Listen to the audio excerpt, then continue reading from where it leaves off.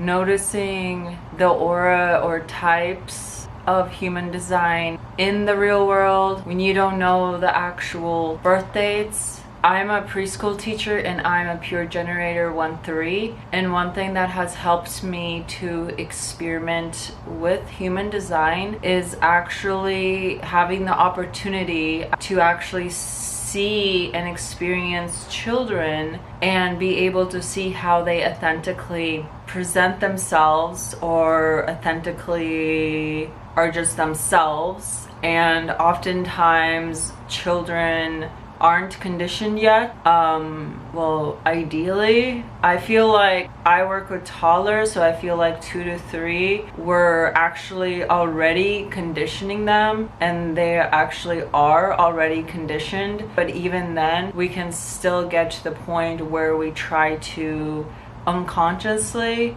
try to force or push our child to be the image of what we think society expects them to be for their better good. Not that that's our fault, like it's just like we're trying to build a future, trying to build an environment that's best for our children. But if we're conditioned and we're not conscious of that conditioning, we can project that onto our children. So ideally children aren't already conditioned, but as a toddler teacher, I believe that we're already, even at the age of 2 years old, we're already telling the child what you need to do. And of course, I work in a facility that supports Reggio Emilia curriculum learning. So where that is, it's actually child inspired, it's actually child led versus the teacher. But to give you a perspective on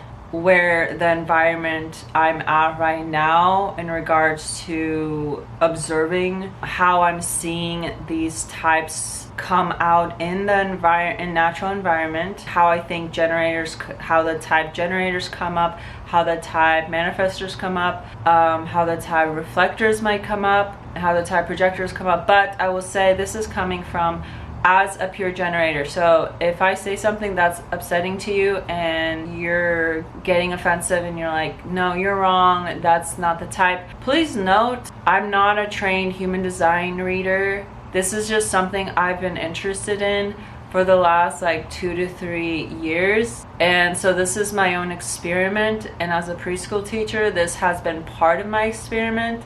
Just seeing how children, you can actually see the human design types in children. When you allow them to just show up as themselves, you can actually see how the types actually come up in a natural environment. Please note, I'm a pure generator, so obviously, and I'm on a what's it called, right wing, so I'm on a personal path, which means I'm only here to know myself.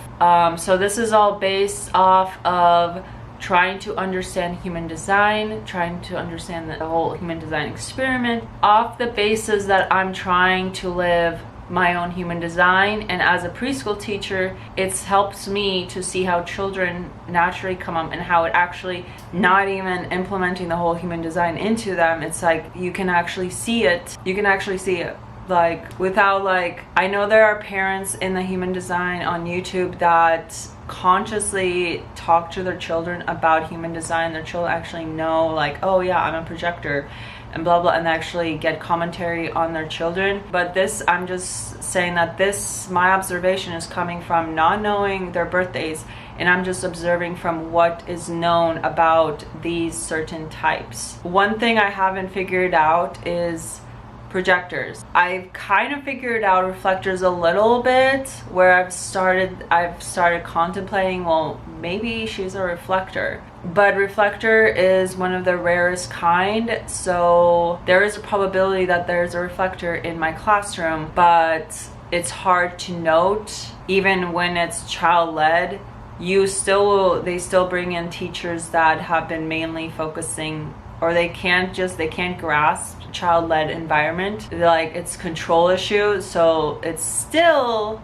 it's still, you can still see how it can be projected onto even 2-year-old, 1-year-olds. Like, oh, you can't do this. Oh, like, we don't do that. Oh, we don't yell in the classroom. Oh, we don't yell inside. Oh, we don't start screaming just because your cycle is turned on and you're excited about something. Generators, like, stop screaming, we're inside, we need to use our inside voice. So you can see how it can slowly, you can start getting conditioned. So I would argue that even children are very much conditioned, not as much as adults, but to say that, oh, children aren't conditioned at all and they're already living their design, it comes from the environment. And I think it most strongly is ideal if you're a parent that's willing to homeschool your kids. I feel like then you can see how your child is living their design naturally. But there's just like too many particles, there's too many people when you put your child into another system that you can't control who comes in and who goes out. So even as a teacher, it's super frustrating working with other teachers who don't really align with the child-led curriculum, because they just want control, or their teaching method is to just like tell children what to do, even like 1 to 2-year-olds. And it's frustrating as a teacher because you're just like, you can see how it limits the child's creativity. So I'm going to talk about briefly, I haven't figured out projectors, like projector kids. Like I know what I've read about projectors is that their aura is penetrating, but I'm only making this video because I finally today at work, I realized how the manifestors come in as children, like how they show up. And I was like, whoa, that is so cool. So that inspired me to make this video.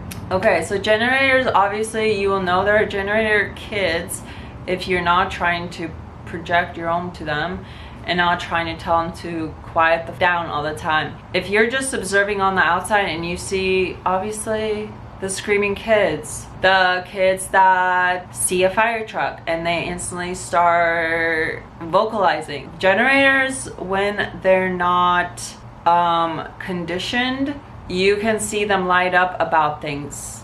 You can see like the sounds they make.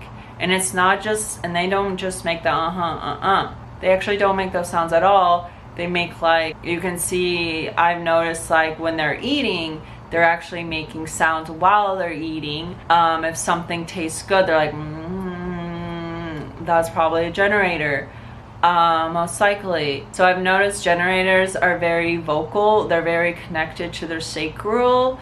They have no problem like high-pitched noises, any kind of noise that excites them from what's outside of them. That's a generator child. Now today I figured out, I was like, oh my god, they might be manifestors. And I only noticed that because we're potty training.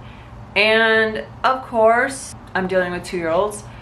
But I've noticed there's only been 2 little girls that announce when they need to go to the bathroom, or they announce when they're going to play a toy, or they announce when they're going to do something. And I didn't really click until today, and I was like, oh my god, they're probably a manifestor. So, and if you're a manifestor, please correct me if I'm wrong, but because I'm again just observing from outside of a human design reader, I'm just authentically like, oh, they could be a manifestor, because what I know about manifestors is they need to announce what they're going to do and then do it. So like this one little girl is like, I need to go to the bathroom, and it's like, as a generator, I'm like, okay, but no, I was like, okay, go to the bathroom then, thank you for telling me. And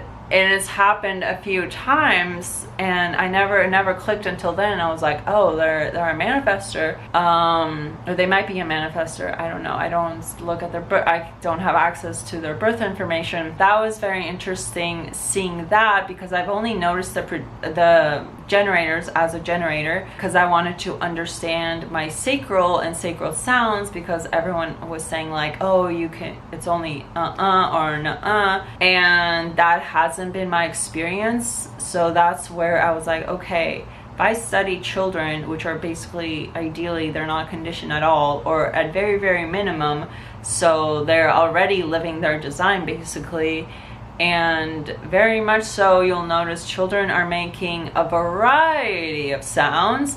They're not just making And I'll also notice with generator children, and this is all speculative, I could be like, oh, that's a generator child, and they could be a projector. Hopefully not.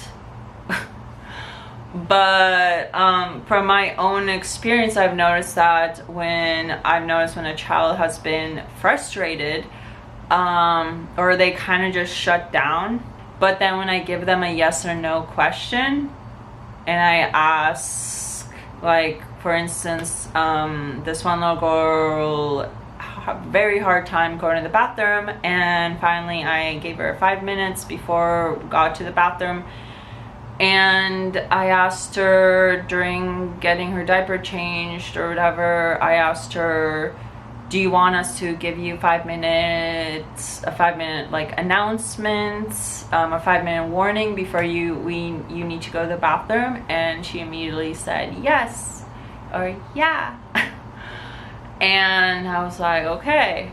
And then you'll notice, like, when you ask children yes or no questions and they're lit up by it, like, you can see them get excited, because you're giving the sacral ownership. You're giving their sacral ownership, and they're responding from their sacral, from their body. Now reflectors, because reflectors are the rarest, so I don't know if like, oh, I have a reflector, 1 in a billion chances, as like a child in my room. But I've noticed there's this one little girl that like, she's always just like resting, but then when I go towards her, it makes me think like, oh, she's not like, I don't know, she's not stimulated, or she needs to be engaged. And but then like whenever I go towards her, she's like always smiling and like okay with just like being chill.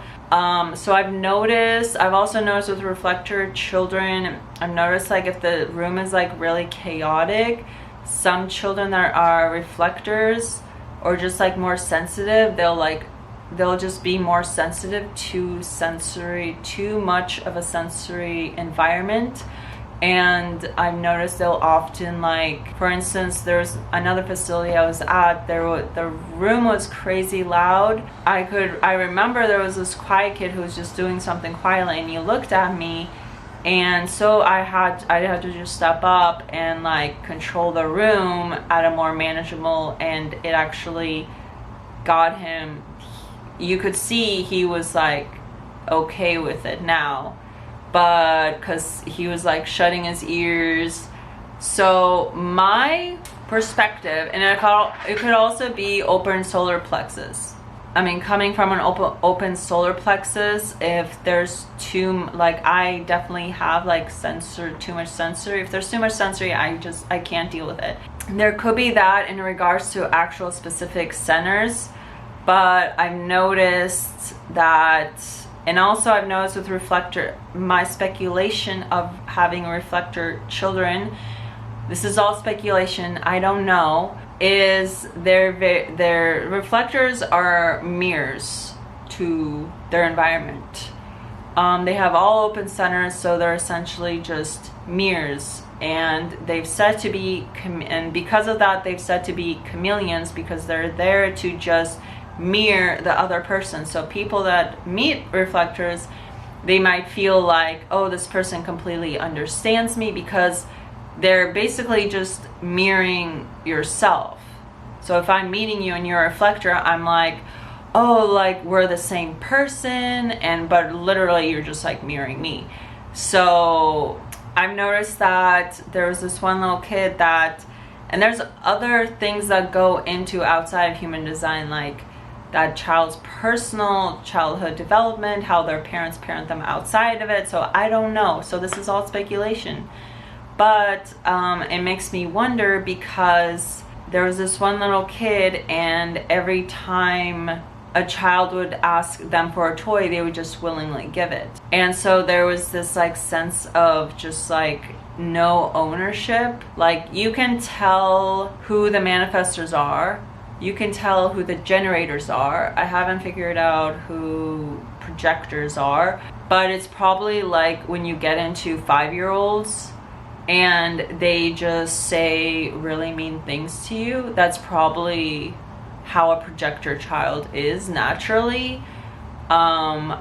I've noticed that when, like one time we went outside and there was like a girl or a boy and they were like 5 years old and they just like made this weird comment to me, and it was kind of like, it's obviously comes authentically from the child and they're not thinking about what they're saying, but as an adult taking it in, you're just like, rude. Like, so I feel like experiencing a projector child, if they is probably just like them barfing out just their honest protruding, they see something of you and then they just comment on it, and it comes from an authentic, like they see your being and they're just making an observation. But I can't say for sure, because I can't say if I've actually experienced an actual projector child,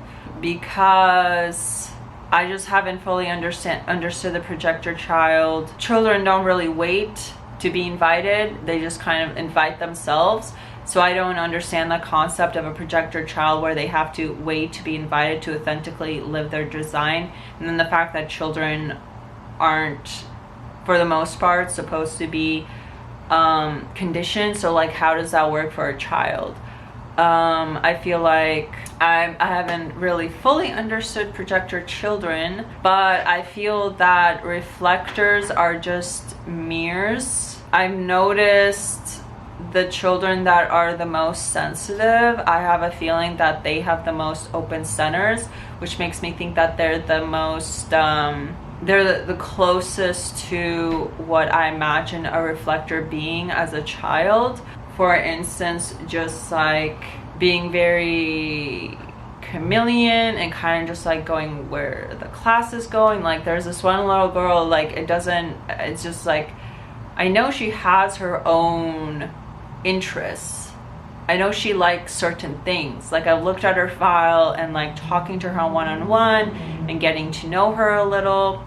But then like when I ask her yes or no questions, it kind of just like cuts off there. Like so it's like you have to constantly ask her like questions that like get her talking more. But it's like I've noticed like it's not just her, it's like other kids, and it makes me think like that might be the closest of what maybe a reflector is. So if you have a reflector child, please let me know. I don't really know.